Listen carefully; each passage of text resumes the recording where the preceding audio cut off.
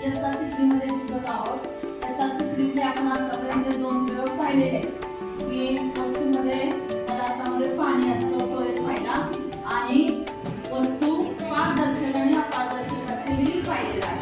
त्यात आपला तिसरा प्रयोग आहे त्यानंतरचा पाण्याला आकार. पाण्याचा आकार. आता त्यातला हेतू काय दिलाय आपल्याला? पाण्याला आकार नसतो. पाण्याला खरंच आकार नसतो का हे आपल्याला प्रयोगाने सिद्ध करायचं आहे. म्हणून त्यासाठी आपल्याला लागणारे साहित्य काय आहे? तर आपण काचेचे 2 ग्लास घेतलेले आहेत, 2 बशा किंवा डिश घेतलेले आहेत, पीठ घेतलेले आहे आणि पाणी घेतलेले आहे. त्या ठिकाणी आकृती काढून दाखवलेली आहे आपल्याला. 2 ग्लास आहेत, 2 बशा आहेत. तर आता आपण इथं प्रथम काय करणार आहोत? आपल्याकडे 2 डिश असतात. त्या काय 2 डिश.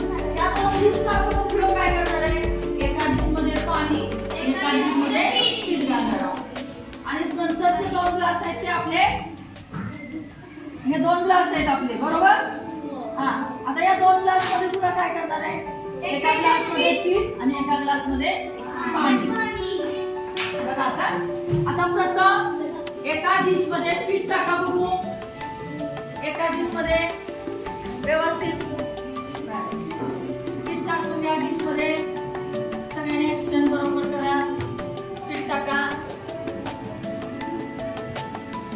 टाकलं? हा. आता दुसऱ्या डिश मध्ये तुम्ही काय करणार आहात? पाणी ओतणार आहात. दुसऱ्या डिश मध्ये पाणी ओतायचं. ठीक आहे. थोडं थोडं ओता. दुसऱ्या डिश मध्ये थोडं पाणी ओता.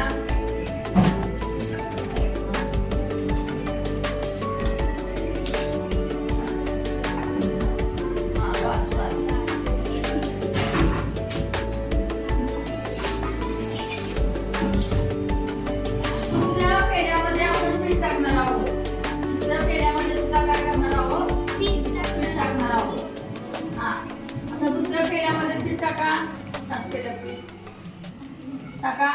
टाकताना हा टाक तू पण टाक. हा टाका. पीठ टाका पेल्यात. हा पेल्यात पीठ टाका.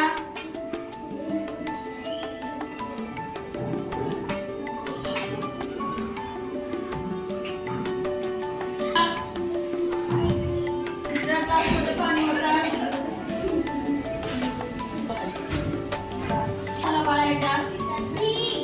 पीठ तयार झालेलं आहे आणि आपण डिश मध्ये पाणी ओतलं. यात काय झालेलं आहे? डिशचा कशाचा आकार घेतला पाण्याने?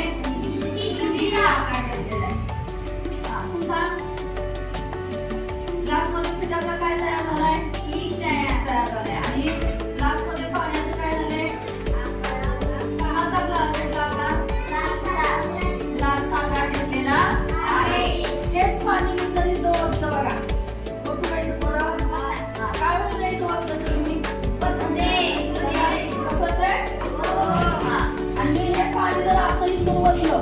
तर असं काय होईल? आधी काय होईल? वाहून जाईल ना? म्हणजे मागं पळते. तर काय होईल? आणि हेच पाणी जर मी ह्यात ओतलं तर काय होईल?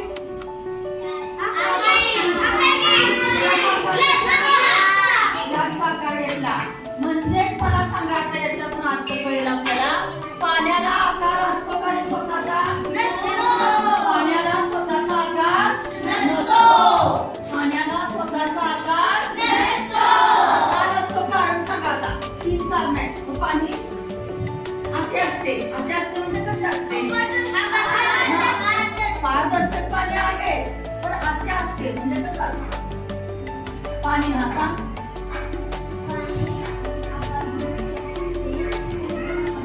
कोणत्याही वस्तूचा आकार घेते. अजून झालं की पण का असते म्हणजे काय?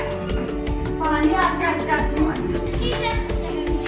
हा आणि ते नसता ग्लासमध्ये ओतलं तर पाणी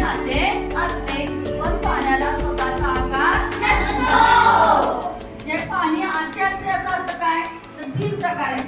कुठले? फरशीवर टाकलं तर उतार्यावरून आणि ज्या भांड्यात होतो त्या भांड्याचा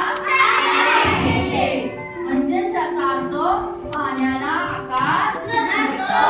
हे सिद्ध झालेले आपल्याला या प्रयोगावरून.